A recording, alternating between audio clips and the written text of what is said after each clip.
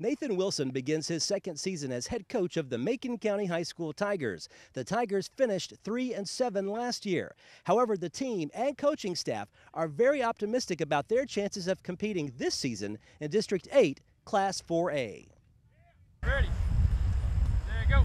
We're doing some things that are new, have a lot of young players in some critical positions. Of course, right now we've got a freshman quarterback.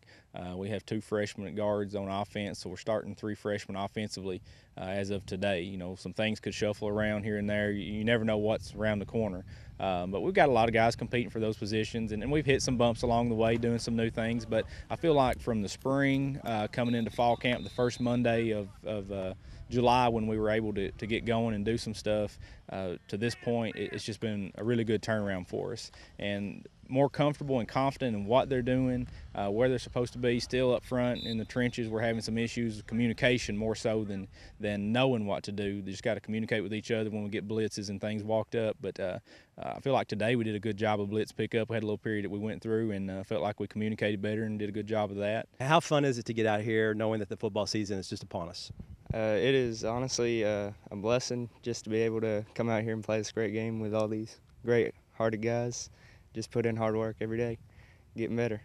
It's really fun. It's great. We'll have our bad days, but we'll have our great days. You know, we'll execute every now and then we'll make our mistakes, but we'll talk about it and get things worked out, and it goes good.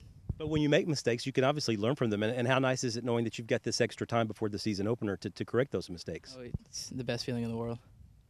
It's, if you make a mistake, you need to realize it, you need to accept it, but then you need to change from it. We're going pretty good. We make mistakes every once in a while, but we always fix them. And if we don't, we have to run sprints. It helps us either way. We're looking really good offensively. Defensively, we're looking really good. We got a bunch of young players, but they're young, talented players. And I think that'll help us in the long run. Ready. There you go.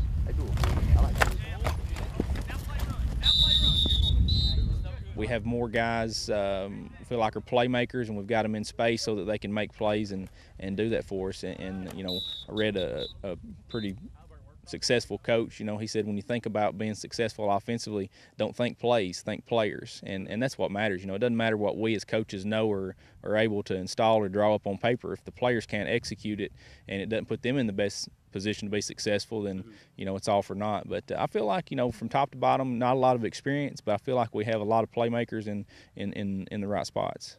This is your second season as head coach and your second season going into District 8.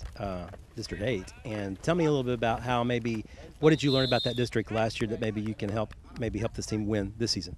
Well, I feel like the schools in that district are much more similar to our dynamics of our high school than previous district that we had been in. The shakeup last year, you know, Upperman had a tremendous year last year. Of course, they were like us. They lost a lot of seniors. The difference in the 2 programs, Coach Herron had been in place there for some time. He'd brought those seniors up and groomed them, and that's what we aspire to do: bring guys through, bring them up, and get everybody on the same level, knowing what to expect, how we're going to do things, and that's the direction that we're headed. Of course, Livingston, you know, they're going to be the most talented team in the district this year, you know, bar none. And that's not to say that they're unbeatable. You know, everybody has to put their shoes on. Everybody has to come out, line up, and play the game. You know, and like some of the other guys have said, you know, we play our game. We've got to be the best we can be. We've got to execute on everything. We have to limit turnovers, have to limit missed assignments, and capitalize on the mistakes that the other teams make. But, you know, Livingston's going to be very talented. They're going to have 2 huge receivers, really good running back. Qualls be back at quarterback for them. So I'm sure that I think just looking at some preseason stuff, I think they've got Livingston, DeKalb, and Smith picked to duke it out there for the top 3. And, you know, they picked us to come in there at 4th. So, you know, I think we're going to surprise some people. But we don't focus on what anybody else is doing until that week. We prepare for them and we game plan. We're more concerned with what we're doing and how we do it and how we prepare each and every day. And if we go out and we give the best that we have, whatever the outcome may be, then, you know, we have to be satisfied with that. Of course, we want to go out and win, and I feel like if we go out and we do the best we can do, those wins are going to come. And talk about the first game this season. Trousdale County, always tough, you know, defending state champions. And how realistic is it to think that you guys can beat them? And if you can, what will you have to do in order to beat those guys? We will for sure have to execute everything perfect because, yeah, they're defending champions, but they're not unbeatable. I mean, they make mistakes just like everybody else, and we'll just have to execute whenever they do make those mistakes. If they make a mistake, we need to capitalize on it, and if we make a mistake, we can't do it again. I mean, we need to execute and do the best that we can. They're like every other team. They're just like us. We'll make mistakes, they make mistakes, but if they make mistakes, we've got to capitalize on them. We were watching film about it, and last year, just comparing us to last year, we're so much better. And the stuff that they messed up on last year, we did it in spring practice. So I think we'll have a really good shot at it. Season opener is just about here. How much fun is it for you being the head coach of this school and seeing these guys progress throughout the season? Oh, I love it. I love being here and knowing what these guys are going through, having been there in the same position, the same school and community, helping them to be better young men, young adults once they leave our program. And a lot of the guys that graduated last year, they want to come back to practice. Almost brings them to tears because they can't put those pads on. They can't do it anymore. That's what we try to tell them while they're here. You can go out in the backyard and shoot basketball, and you can go out in the backyard and you can throw around a baseball, but you're not going to find guys that are going to suit up 11 on 11 and play football on a Sunday afternoon just for the fun of it. So you've got to embrace the time that you have here, and it's just an extension of my family at home to come out here and have these guys here and our coaching staff and all of our managers and our trainer. It's really a family environment. I love it. I'm so passionate about this program and what it stands for and what we're going to be.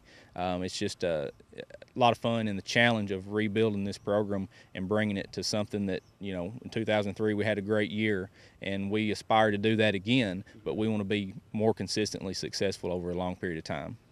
After the season opener at Trousdale County, the Tigers come home to face Westmoreland and York, then hit the road for 3 straight games at Livingston, Greenbrier, and Cannon County. The Tigers are then back home against Upperman, on the road against DeKalb County, and wind up the regular season with 2 home games against Smith County and Clay County. NCTV would like to wish the Tigers a lot of success this season. Reporting in Lafayette, Barry Hyatt, NCTV.